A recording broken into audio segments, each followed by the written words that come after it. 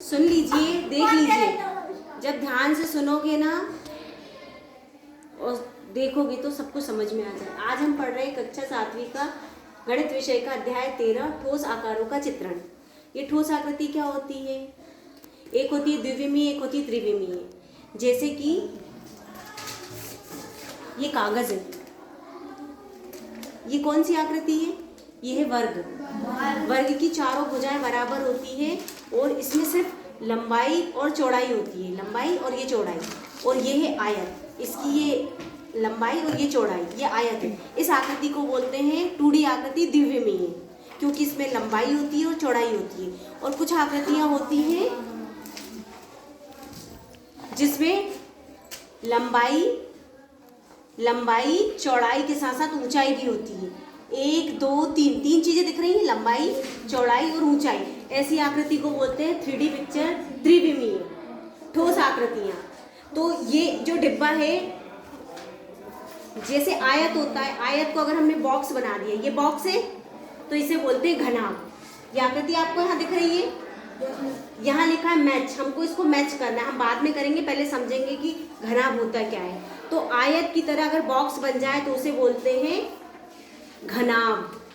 इसमें क्या होता है? लंबाई होती है, चौड़ाई होती है और ऊंचाई होती है। लंबाई, चौड़ाई, ऊंचाई के साथ साथ किसे क्या कहते हैं, ये बहुत ध्यान देना। ये जो क्वेश्चन आते हैं इंपॉर्टेंट है। ये जो कोने होते हैं ना, इसको बोलते हैं शीर्ष। ये शीर्ष है। 1 2 3 4 5 6 7 8। एक घनाभ में 8 शीर्ष होते हैं। कितने? 8 शीर्ष। 1 2 3 4 और 4 इधर, 8। और इसे बोलते हैं किनारा। ये होता है किनारा। 1 2 3 4 5 6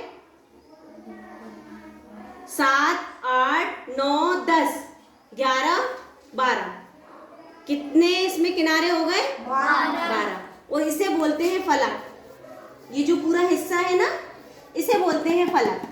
1 2 3 4 5 और 6। फलक कितनी हो गई? 6 फलक। ये देखिए यहाँ पे लिखा है, ये लिखा है फलक। तो ये वाले हिस्से को बोलते हैं हम फलक। ये वाला, नीचे वाला और ये साइड वाला। और ये शीर्ष होता है, ये कोना, इसे बोलते हैं शीर्ष। और ये साइड वाला होता है किनारा। चलिए अब हम आकृतियों पे आते हैं।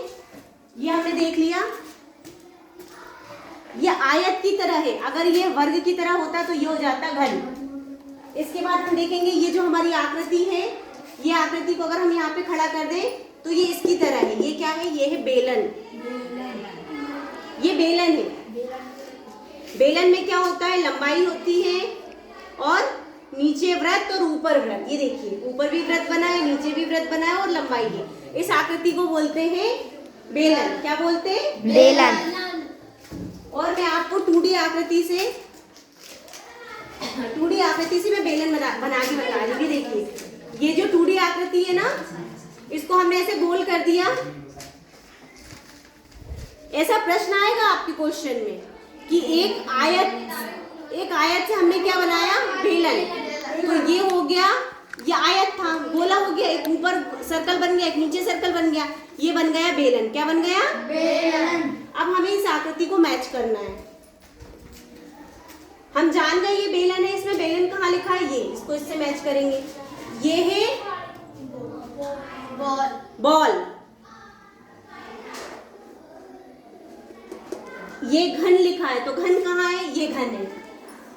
इसके बाद घनाभ, ये घनाभ है, तो इस घनाभ से ये जो लिखा है इसको हम इस घनाभ से मिलाएंगे। सॉरी, यहाँ पे भी घनाभ लिखा है, इससे इसको मिला देंगे, ये वाला।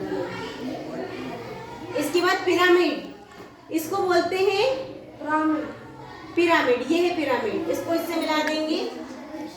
और ये शंकु है, ये पिरामिड है और ये शंकु है।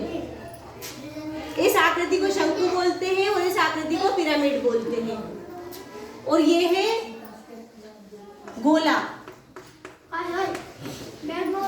ठोस आकृति को गोला बोलते हैं। जैसे आप बॉल खेलते हैं ना, वो वाला ठोस, तो उसे बोलते हैं गोला। ठीक है। इस प्रकार से इन आकृतियों की मैचिंग और इनके बारे में आप समझ गए।